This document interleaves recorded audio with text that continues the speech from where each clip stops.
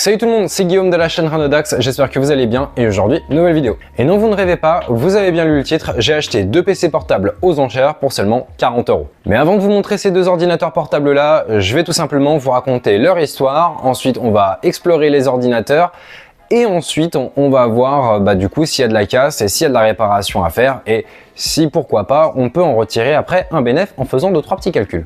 Bien, maintenant que vous avez été briefé, passons du coup à l'histoire. Ces deux ordinateurs portables là, je les ai achetés tout simplement sur une enchère en ligne, une liquidation judiciaire sur Interenchères. Bon, la question que vous vous posez maintenant, c'est qu'est-ce que c'est qu'une liquidation judiciaire? C'est tout simplement quand une entreprise est en faillite ou ferme ou bien a trop de dettes à rembourser, et bien elle vient tout simplement vendre ce qu'elle a en stock ou ce qu'elle a à vendre.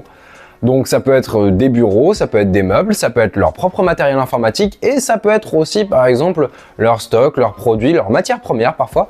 Donc là pour le coup c'était du coup deux ordinateurs portables que j'ai achetés pendant cette liquidation judiciaire. Donc c'était une entreprise en faillite dans la région lyonnaise, du moins dans les alentours. Et ces deux ordinateurs portables, je les aurais pas eu sans l'aide d'un ami qui s'appelle Johan. Du coup, Johan, je te fais un gros poutou et merci du coup de m'avoir averti sur cette liquidation judiciaire. Grâce à toi, je peux tourner cette vidéo. Bien, maintenant on va parler de ces deux ordinateurs portables parce que depuis tout à l'heure, je blablate, mais vous voulez les voir et vous voulez savoir ce que c'est, surtout comme machine. Bien évidemment, je les ai reçus, elles sont avec moi, donc vous voyez, ce sont du coup deux ordinateurs portables HP, ce sont des ZBook 15U G4 de la marque HP. Et c'est des ordinateurs qui sont plutôt intéressants pour le prix où je les ai payés. Pourquoi est-ce qu'ils sont intéressants ces deux ordinateurs-là? C'est parce que tout simplement ce sont des ordinateurs qui sont quand même équipés de i5 et de 16 Go de RAM. Donc c'est déjà pas des performances en carton et surtout ça peut être très intéressant à la revente. C'est pas comme si je revendais un PC portable en Intel Pentium ou bien encore en Intel Celeron, genre un Chromebook ou ce genre de choses inutiles à la vie. Entre nous, un Chromebook c'est de la merde. Bien, maintenant que du coup vous avez l'histoire, vous savez quelle machine on va bricoler, je vous propose tout simplement qu'on fasse un test, qu'on aille les démarrer pour voir ce qu'elles ont dans le ventre et s'il n'y a pas de la casse et s'il n'y a pas de la réparation à faire. Vous êtes prêts? C'est parti! Bien, nous voilà du coup devant les deux PC. Alors je sais, vous en voyez qu'un seul, mais ne vous inquiétez pas, l'autre est juste là. Donc qu'est-ce qu'on doit dire sur ces deux PC? Alors attendez, je vais essayer de vous faire un plan. Au moins vous voyez les deux, voilà, c'est très hors champ, mais voilà. Au moins on a les deux qui sont apparus. Qu'est-ce que je dois dire sur ce que je vois de mon côté? Et dans un premier temps, ils sont quand même un peu rayés sur les capots. Je pense que ça doit se voir à la caméra, peut-être pas. Mais en tout cas, les capots sont pas mal cracra et un peu pas mal rayés. Donc déjà, c'est un petit point négatif. Le deuxième, il est bien pire parce que là, tout simplement, il va nous manquer un morceau de coque arrière du coup d'écran. Donc voilà, mais étrangement il est encore plus crade, donc celui-là m'inquiète un peu et j'ai peur que ce soit un petit peu le pourquoi du comment j'ai acheté deux PC à 40 €. Ce que je vous propose, c'est tout simplement que l'on commence avec le PC le plus potable et que l'on voit s'il marche ou pas et si j'ai fait une affaire ou pas. Donc déjà on va l'ouvrir dans un premier temps et on va voir déjà, ok, alors de mon côté je pense que vous ne le voyez pas, mais déjà l'écran est bien poussiéreux. Waouh! Je pense que ça va se voir si je passe ma main dessus. Ouais, à mon avis, vous devez le voir, il y a pas mal de poussière quand même. Et surtout que ça vole et ça retombe sur l'ordinateur, c'est pas très intelligent de ma part. Il nous manque le petit bitonio au centre de l'écran pour tout simplement diriger la souris. Donc bon, voilà. Ensuite, on a un petit bout de post-it. Ok, étrange, pourquoi pas. Donc voilà, le coin ici est un petit peu tordu, ça se voit aussi. Donc on va voir ce qu'on peut faire avec ça. Ce que je vous propose, c'est vu que j'ai le chargeur, on va le brancher et on va voir déjà s'il se passe quelque chose. Ok, alors je l'ai vu légèrement pendant mon silence, mais le bouton lock s'est allumé, donc à mon avis il doit y avoir quelque chose. Bon, je suis en train de constater que mon plan est tout simplement abject parce que tout simplement vous voyez pas l'écran. Donc ne bougez pas, petite ellipse, et puis je vais vous faire tout simplement un plan meilleur. Voilà, du coup je pense que le plan est beaucoup mieux, vous voyez un petit peu le bordel sur mon bureau. N'ayez crainte, c'est tout simplement parce que je n'ai rien rangé, j'ai juste préparé la vidéo comme ça, parce que je pensais que le plan allait être déjà correct. Bon, le bouton power est juste là, premier allumage du PC un peu plus correct que l'autre, c'est parti. Et il se passe rien. Attendez, c'est le bon bouton? Waouh, je suis idiot comme pas possible et j'ai appuyé sur le bouton mute. Du coup, premier vrai démarrage de l'ordinateur, c'est parti, let's go. Ok. On a un démarrage. Ouh, la dalle, elle est progressive. Protected by HP sur Smart. Ok. On va lui laisser son temps, mais normalement, c'est 2 PC portables équipés de SSD de 256 Go et de 16 Go de RAM. Donc, normalement, ça devrait être rapide. Je vous propose de voir si c'est vraiment le cas ou si tout simplement le PC est mort. A few moments later. Bon, déjà on peut constater un problème, l'ordinateur ne démarre absolument pas, il reste bloqué sur le HP Protected by HP sur Smart. À mon avis, la RAM doit être HS, donc je vais commander notre RAM et ensuite on verra dans les prochains jours. Donc du coup pour celui-là déjà on a un sacré problème. L'état est plutôt correct, mais déjà on part sur un point assez négatif. Bien, passons du coup à celui le plus abîmé. J'ai gardé le pire pour la fin parce que selon moi, à mon avis, ça va être vraiment le pire pour la fin.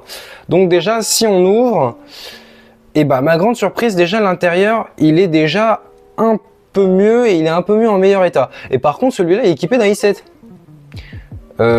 Ok, alors quand je m'étais renseigné, il y en avait un qui était en... Enfin les deux étaient en i5, mais non en fait pas du tout, celui-là est en i7, donc ça se trouve il est même plus puissant. Il nous manque aussi le bitonio juste là, le petit bitonio pour diriger la souris.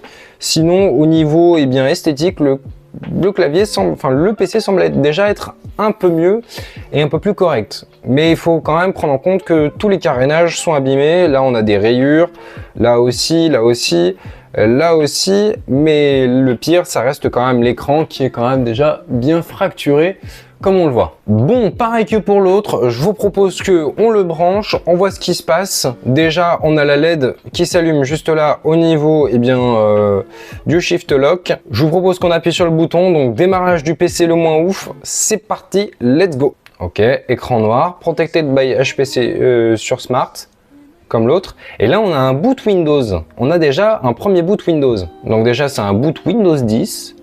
Donc au moins on sait à quoi s'attendre. Attendez, je corrige le plan en live. Voilà, on est bien, on est mieux, on est carrément mieux. Le PC se met à ventiler.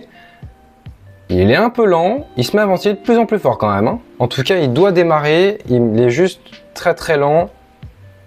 Alors attendez, écran noir mais qui s'allume. Plus rien. Et on a un boot sur quelque chose. Et on a la ville de Grenoble. Oui, c'est ça, c'est la ville de Grenoble. Ok, très drôle, enfin...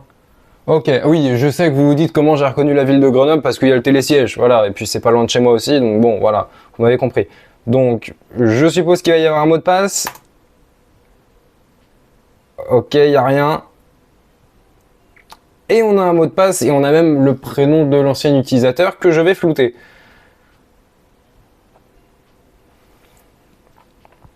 Je vous propose qu'on le redémarre parce que, à mon avis, il a été lent parce que ça fait un moment qu'il n'a pas été allumé. Donc, je vous propose que d'abord, dans un premier temps, on redémarre et ensuite, on voit s'il est déjà un peu plus rapide.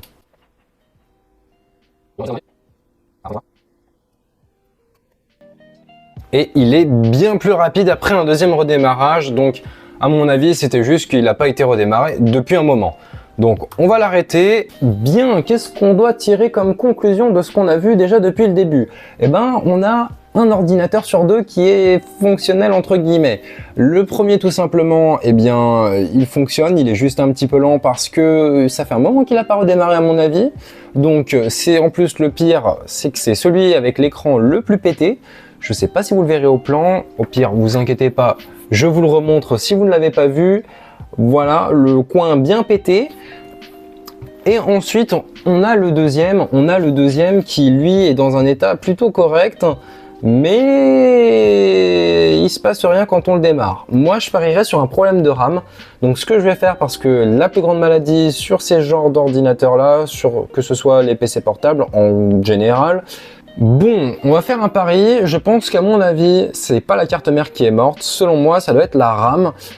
Ou bien le SSD. Donc ce que je vais faire, c'est que je vais acheter les deux, on va changer la RAM puis le SSD et ensuite on voit ce que ça donne. Bien, donc nous voilà 3 jours plus tard. Donc après avoir enquêté un petit peu sur l'ordinateur, j'ai acheté du coup les bonnes pièces. Donc j'ai acheté une barrette de RAM et j'ai surtout acheté un SSD NVMe de 250 Go qui d'ailleurs bouge un peu dans la boîte. Donc là je suis un peu inquiet de comment je l'ai reçu et de quelle gueule il va avoir. Je vous propose que du coup, on démonte cet ordinateur de merde et qu'on essaye de lui rendre la vie comme il se doit. La phrase voulait absolument rien dire, je voulais tout simplement dire qu'on va réanimer ce PC et puis voilà. Vous êtes prêts ? C'est parti! Bien, donc nous voici devant l'ordinateur, donc les pièces sont juste là. Donc la barrette que j'ai achetée, c'est du coup une barrette de chez Lexar, donc une 16 Go 3200 en DDR4, hein. Donc la grande classique. Et ensuite en SSD, j'ai tout simplement acheté un SSD de chez PNY ou PNY si vous êtes des bons français. Donc voilà, donc un SSD de génération 3 et puis voilà, hein, donc des pièces correctes de marque connue, donc au moins j'ai pas pris de la chinoiserie bizarre. Je sais, on peut trouver de la chinoiserie fiable, mais bon, vous m'avez compris. Bon, je viens seulement de retourner l'ordinateur pour faire les plans de timelapse de démontage, mais il y a déjà des choses qui m'alertent. Dans un premier temps, il manque des pads et du moins des caches en caoutchouc. Là, normalement, il est censé y en avoir, sauf que même là, il nous manque une vis. Là, on a un pad, mais là, on n'en a pas. Et on a la vis, donc le PC déjà en bas tient avec 2 vis, 3. Ensuite, là-dessous, il est censé y en avoir encore une, donc je pense qu'elle doit y être. Pareil ici, pareil ici, pareil ici. Et là encore, là-haut, il nous manque une vis, je sais pas, à mon avis, ça doit se voir à peu près sur le plan, mais pas trop. Et là, on a encore un cache, donc on a déjà des vis manquantes, donc ça part déjà mal. Et on a ce genre de trous là qui sont normaux, ne vous inquiétez pas, c'est tout simplement des trous pour des stations d'accueil parce que sur le côté, sur ce PC, voilà, vous voyez juste ici, on a un port pour les stations d'accueil type HP. Donc maintenant, ce que je vous propose, c'est qu'on parte en timelapse, on va démonter l'ordinateur et puis en même temps, je vais vous briefer un peu sur ce que je fais et puis eh bien, après c'est bien la musique. Sur ce, je vous dis à tout de suite.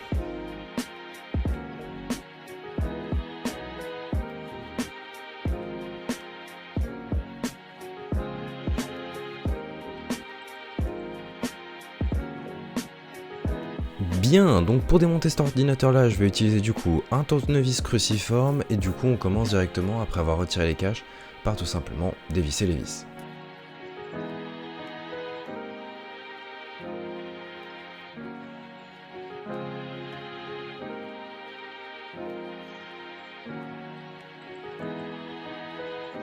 Après avoir dévissé, on va tout simplement venir déclipser du coup la coque. Moi j'utilise un genre de médiator qui est fourni dans mon kit. Donc ce genre de médiator là, ça permet tout simplement de déclipser eh bien, la coque. Et vous allez voir, elle va venir comme dans du beurre dans les prochaines frames. Bon, comme vous le voyez, il y a deux choses qui vont pas sur ce PC si vous le connaissez. 1, la crasse, et 2, il y a un disque dur.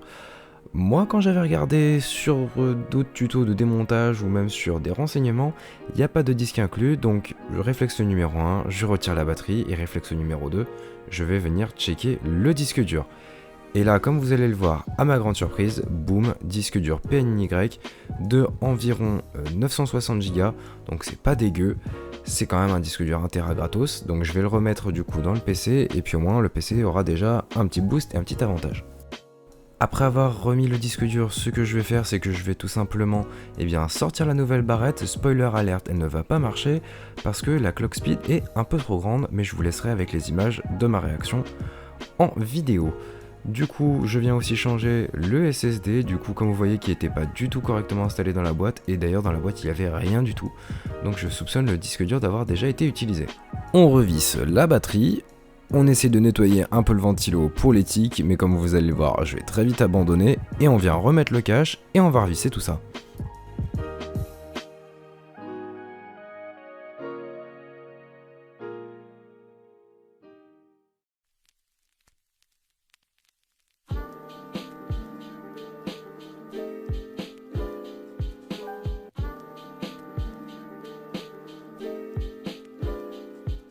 Bien, nous revoilà du coup sur l'ordinateur. Alors je viens à peine de le remonter, j'ai même pas mis encore les protections en silicone, mais je vous fais une confession, ça va pas être vraiment utile. Bon, certes l'ordinateur il bouge un peu plus, mais il a quand même des gros pads en silicone, donc je vais tout simplement retirer les caches en silicone, ça va servir à rien. L'ordinateur est branché, j'ai remis la batterie, j'ai remis tout ce qu'il fallait comme vous l'avez vu. Et donc du coup, on est parti pour le premier démarrage avec le nouveau SSD et la nouvelle RAM, et on va voir s'il se passe quelque chose.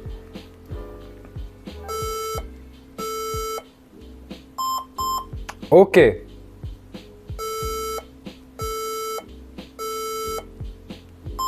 Attendez, j'écoute. 1, 2, 3. Ok. On va l'arrêter là, parce qu'à mon avis, on a une erreur. Maintenant, il faut trouver d'où vient la panne. Qu'est-ce qui vient changer par rapport à la barrette que j'ai mis précédemment? Est-ce que déjà, on a une référence ou quelque chose? Là, déjà, on est sur une barrette de 16, c'est tout ce que je sais. Et de l'autre côté, on n'a pas forcément, en fait, de spécification de vitesse. Donc déjà, on part avec un sacré désavantage, c'est que je ne sais pas si c'est pas une compatibilité de mémoire vive. Je vais me renseigner sur le code d'erreur et je reviens vers vous dès que j'ai quelque chose.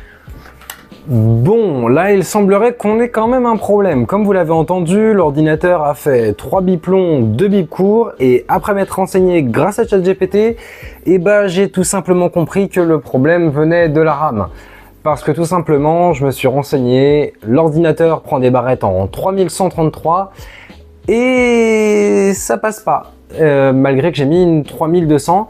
Donc l'idée du projet, là maintenant tout de suite, c'est qu'on va démonter l'ordinateur un peu moins propre, tout simplement pour piquer sa barrette et la mettre dedans. On va tout simplement ratoniser l'ordinateur et puis je vais racheter du coup une bonne barrette du bon format. Bon, du coup on est avec l'autre PC, celui au bord cassé, et comme je vous l'ai dit avant, on va le ratoniser, on va aller chercher sa barrette de RAM dedans et puis on va voir. Mais normalement ça devrait être la même machine et la même brelle. Donc on va voir du coup ce qui se passe. Du coup, timelapse numéro 2, c'est parti.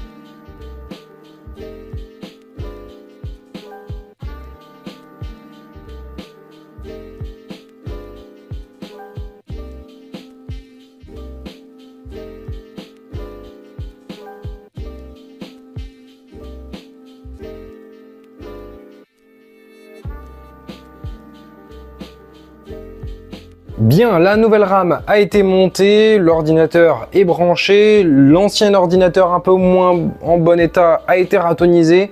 Donc tout est bon, tout est prêt. Maintenant, on va voir si ça démarre. Vous êtes prêts? C'est parti, let's go. Ok, on a le clavier, ça ne change pas d'habitude. Cependant, il ne se passe absolument rien du tout. On reste sur un silence. Ah, on a l'affichage Protect by HP Pure Smart et on a quelque chose qui se passe. Est-ce qu'on va arriver sur quelque chose? On a le logo HP qui s'affiche sur l'écran. L'ordinateur se met à secouer comme la NASA. Du moins, il ventile fort. Est-ce qu'on va avoir quelque chose derrière? On n'a plus rien d'un coup. L'écran ne bouge pas plus. Est-ce qu'on va avoir... Ah, déjà, on a un truc boot device not found. Donc là, déjà, on arrive sur le disque dur. Donc ça veut dire qu'on est plutôt pas mal. Est-ce que je peux faire un F2 pour essayer de trouver du coup le bon SSD? Parce que comme vous l'avez vu, il y a 2 SSD. Et comme je l'ai dit précédemment, en fait, ça veut surtout dire que le PC, c'est pas sa première fois qu'il se fait démonter. Est-ce que... Ok.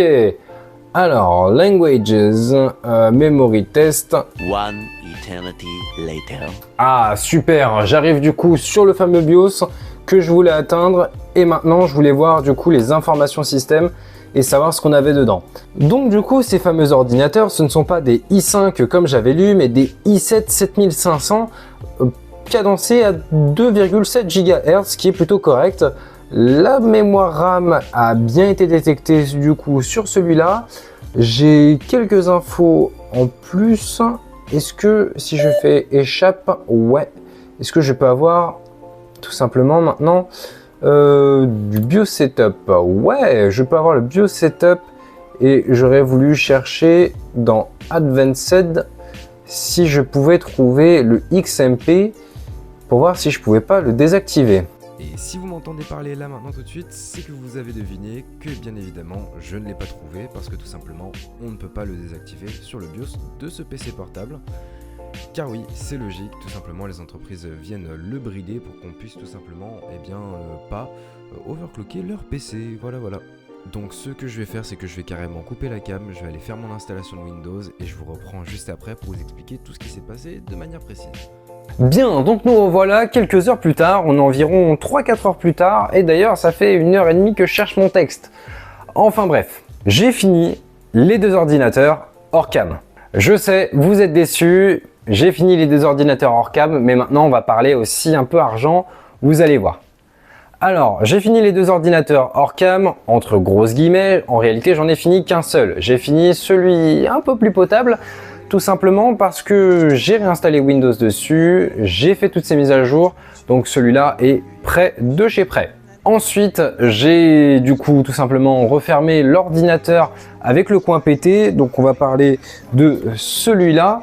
Et bien celui-là, pour le moment je ne peux pas le réparer parce que je n'ai pas reçu la coque, c'était prévu que je reçoive la coque. Mais bon, j'ai déjà 2 semaines de retard sur la vidéo et la coque n'est toujours pas là, donc ça m'embête un peu, mais il va rester comme ça pour le moment et pour la vidéo. Je pense qu'il est temps de faire un point thune, point money, point flouze, point blé. Et comme dirait Mr Krabs, Salut très cher Clio, j'aime l'argent. merci Mr Krabs. Comme vous l'avez compris, on va parler argent, on va voir combien ça m'a coûté et combien je vais pouvoir en tirer. Vous êtes prêts à faire des calculs? C'est parti, c'est l'heure des calculs mentaux. Donc, les deux ordinateurs m'ont coûté 40 €. Donc, on fait déjà un moins 40. Dans un premier lieu, j'ai acheté 70 € de matériel. Donc, on est déjà à 110 € de dépensés. Quand je dis 70 €, c'est le SSD de chez PNY et la barrette de RAM Lexar qui ne marche pas. Ensuite, on rajoute 25 € pour la plate de l'écran cassé que je n'ai pas reçu. Donc, on fait un total de 135 €.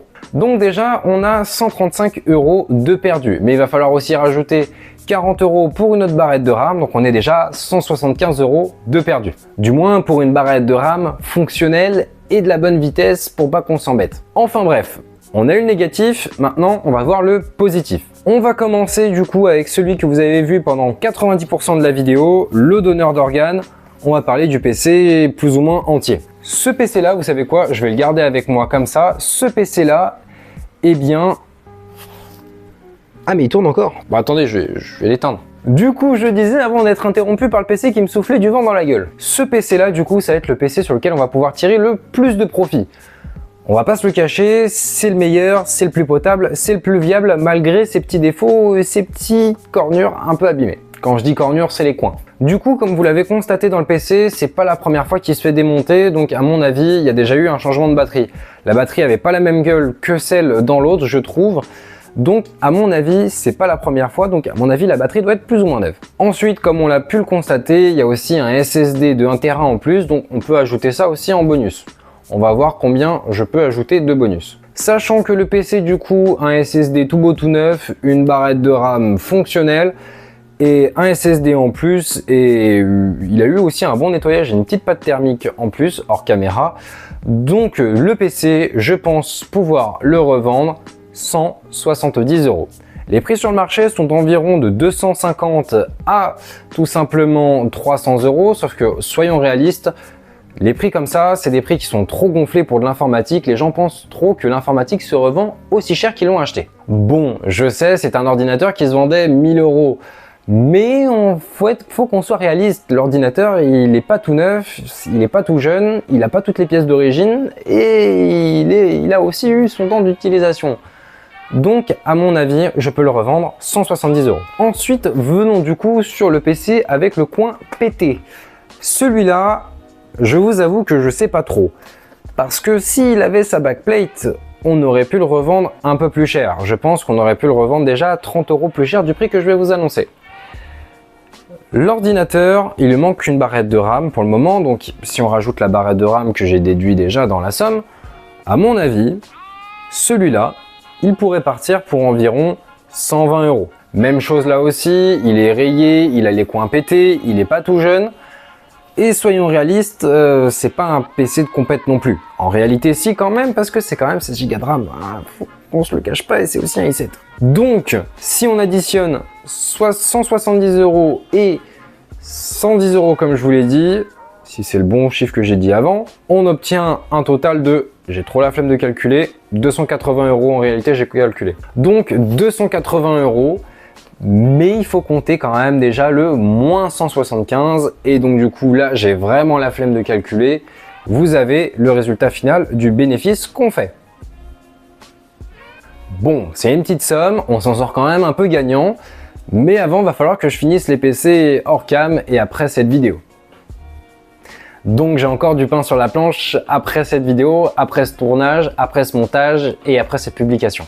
Mais bon, ça va, je suis quand même bien épaulé. D'ailleurs, je voulais faire un petit bonjour à la personne qui a fait la miniature de la précédente vidéo, Lilou alias Swimmy. Vous avez son Insta qui est juste en dessous parce que maintenant, on va dire qu'elle travaille bénévolement sur la chaîne YouTube.